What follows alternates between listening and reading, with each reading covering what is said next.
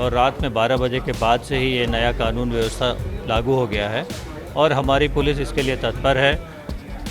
रात में आपने देखा होगा कि 12:16 में पहला एफआईआर हनुमानगंज थाने में दर्ज हो गया, जो कि भोपाल का एक थाना है।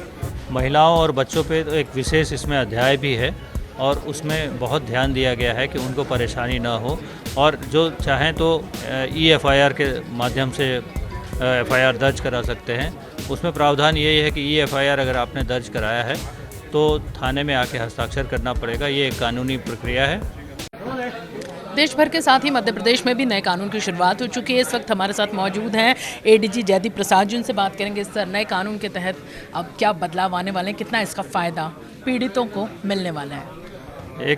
आज आप जानते हैं, आज एक ऐतिहासिक दिन है, 1 जुलाई, और रात में 12 बजे के बाद से ही ये नया कानून व्यवस्था लागू हो गया है और हमारी पुलिस इसके लिए तत्पर है।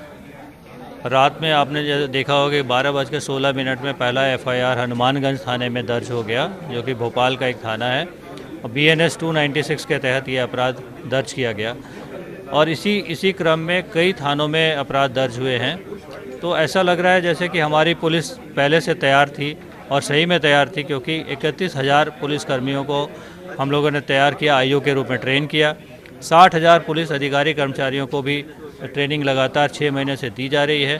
सभी थानों में, सभी ज़िलों में मास्टर ट्रेनर हम लोगों ने तैयार किए, 302 मास्टर ट्रेनर तैयार हुए हैं। तो इस तरह से ये एकदम सीमलेस चेंज हुआ है, जिसके कारण हमारी जो व्यवस्था बिल्कुल सीमलेस तरीके से काम कर रही है आज। सर, लोगों को, अब महिलाओं को, बच्चों की बात की जाए, उनको इसका कितना फ़ायदा मिलने वाला है? ये जो बदलाव किया गया है, इस बदलाव के क्या परिणाम अब यहाँ पर सामने आने वाले हैं? महिलाओं और बच्चों पे तो एक विशेष इसमें अध्याय भी है और उसमें बहुत ध्यान दिया गया है कि उनको परेशानी ना हो। कई केसेस में तो पुलिस उनके घर में भी जाके एफआईआर ले सकती है और जो चाहें तो EFIR के माध्यम से एफआईआर दर्ज करा सकते हैं। उसमें प्रावधान यही है कि EFIR अगर आपने दर्ज कराया है तो थाने में आके हस्ताक्षर करना पड़ेगा। ये एक कानूनी प्रक्रिया है और 0 में आप कहीं से भी एफआईआर करा सकते हैं। वीडियोग्राफी पर भी, तकनीक पर भी, जांच और साक्ष्य में भी बड़ा जोर दिया गया है इस नए बदलाव में। ये एक बहुत ही अहम व्यवस्था है जिसमें कि डिजिटल साक्ष्य पर काफ़ी जोर दिया गया है। वीडियोग्राफी होगी, जब हम स्पॉट पे विज़िट करते हैं स्पॉट की वीडियोग्राफी होगी और उसको अपलोड करना होगा।